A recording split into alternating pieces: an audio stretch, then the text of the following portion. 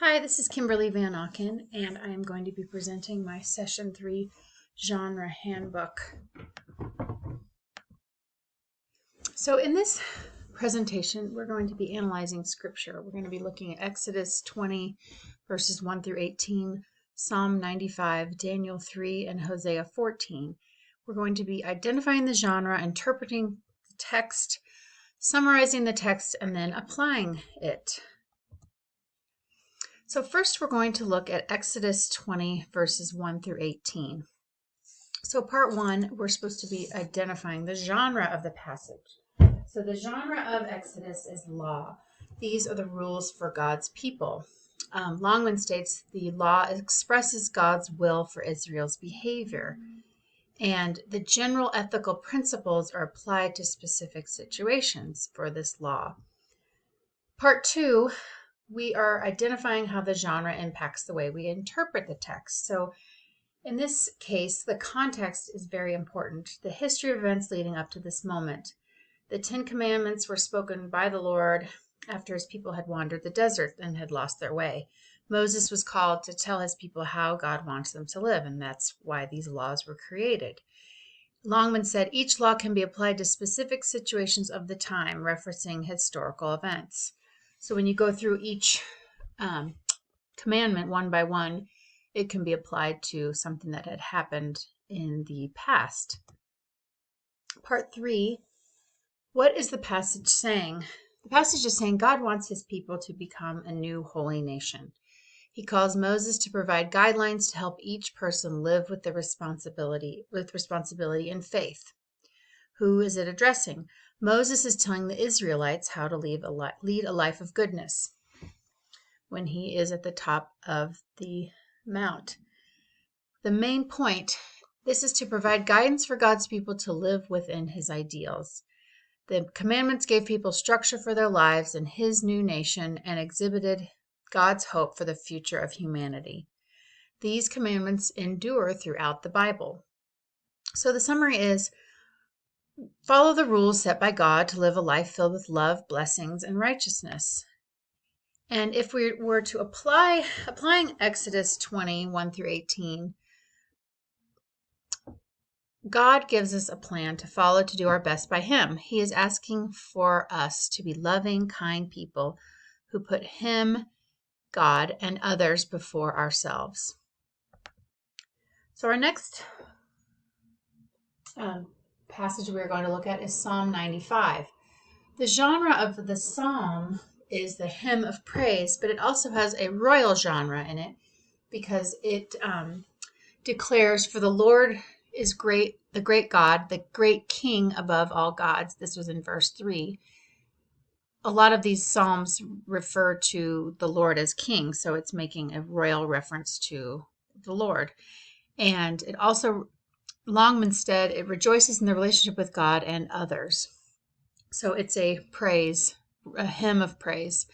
Part 2, as a hymn of praise, the setting and historical reference are important factors for the interpretation. David wrote this as words to God's people as an invitation to worship the Lord. These are words of thanksgiving. As said in verse 2, let us come before him with thanksgiving and reverence. In verse 6, it says, let us bow down and worship. Let us kneel before the Lord our Maker. And it also this is referencing the 40 years of wandering in the desert when Israel lost its way. The passage is saying they're singing to the Lord in praise of him. It identifies God as the great creator, the master and father of man. In verse 3, it says, the great king above all gods. It is addressing, David addresses the Israelites and their descendants who wandered for 40 years, who did not follow God's commands and lost faith in the Lord. The main point is to first praise God and then warn his people to remain faithful to God and abide by his laws. If they fail to do this, their hearts will go astray, as said in verse 10, and they shall never enter my rest, verse 11, meaning if they refuse to love the Lord, God will not accept them. So in summary, praise the Lord always and remember to keep God in one's heart, just as he keeps you. And to apply this, God's dedication and love for us is enough to make us capable of obeying him and thus feeling his love in return. So now we're going to look at Daniel 3. Daniel 3, the genre of it is a narrative of theological history. So it's talking about when Daniel is a magistrate in King Nebuchadnezzar's court.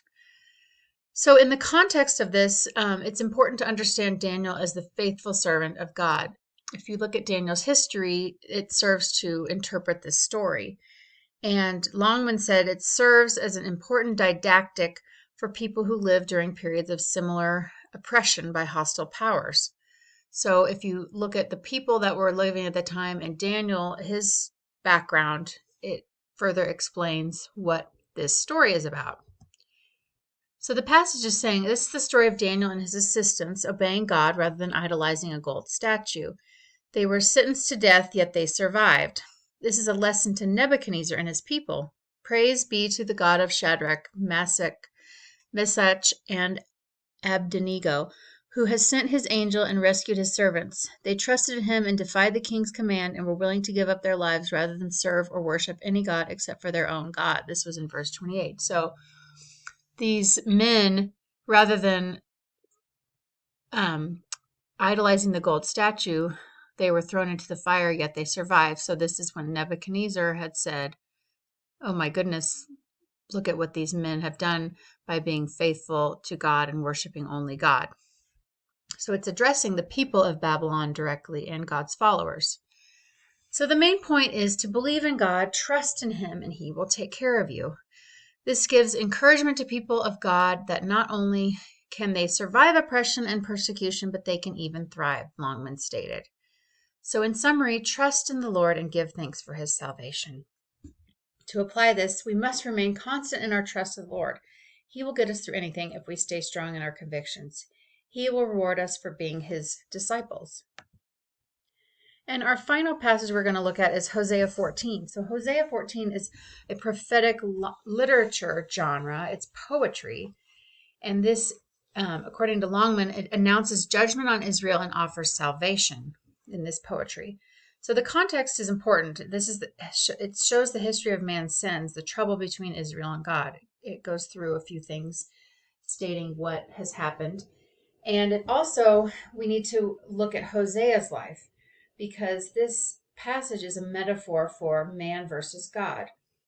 The restoration of Hosea's marriage equals man's salvation and renewed relationships with God, with him.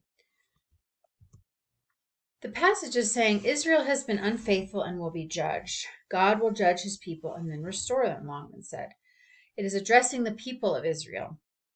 So the main point is Hosea tells the people to return to God. He will accept them and give them wisdom, meaning when they return to God, they will be blessed. And in summary, if the people return to God in repentance, they will be blessed.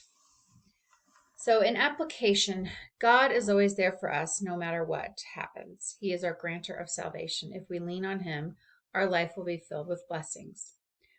So in this presentation, we've taken a look at 4 different genres of biblical text and interpreted them.